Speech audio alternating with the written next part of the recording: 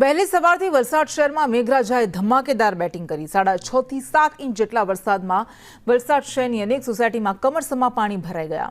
વલસાડ શહેરના નનકવાડા ગામની સોસાયટીમાં એક માણસ સુધી પાણી ભરાઈતા સોસાયટીના એક માળમાં પાણી ભરાઈ ગયા, જેના કારણે લોકો કમરસમાં પાણીમાંથી બહાર જવા મજબૂર બન્યા। નાનકડા ગ્રામ પંચાયત દ્વારા નાણાં નાખવામાં આવે તો આ સમસ્યા દૂર થાય તેવું સ્થાનિકોનું કહેવું છે। અમારે દર વર્ષે આ નનકવાડા વિસ્તારમાં અમારી બિલ્ડિંગ આવે છે, દેવ એવન્યુ, અને સામે જે બિલ્ડિંગ છે એ શાંતિવન એપાર્ટમેન્ટ છે।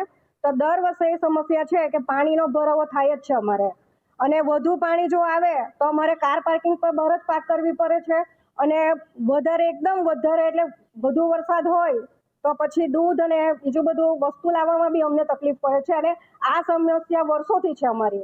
તો બસ તમારા બધા માધ્યમથી હું એટલું જ કહેવા માંગુ છું કે આ સમસ્યાનું અમારું નિવારણ થાય। અહીં તો છે ને બહુ વર્ષોથી પાણી ભરાઈ જાય, અને કેવું છે કે હું આખી ડૂબી જાઉં ને એટલા પાણી ભરાઈ જાય। આ તો ઉતરી ગયા છે આટલા, એટલે ઘણા વર્ષોથી ભરાય છે।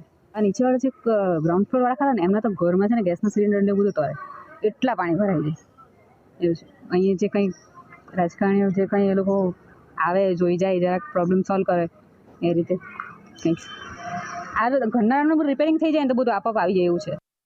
વહેલી સવારથી જ મેઘરાજા વલસાડમાં દે ધનાધન બેટિંગ કરી રહ્યા છે, તેના કારણે વલસાડ શહેરની અનેક સોસાયટીઓ રેલવે અંડરપાસની અંદર પાણી ભરાતા લોકોને હાલાકી ભોગવવાનો વારો આવ્યો છે। ત્યારે વલસાડ શહેરને અડીને આવેલા નનકવાડા અને ભાગડાવાડા ગામ નજીકની જે આ સોસાયટીઓ છે, જ્યાં જે પાણી ભરાવાની સમસ્યા સર્જાઈ છે, ઘરની અંદર એટલે એક માળ સુધી પાણી ભરાઈ ચૂક્યા છે।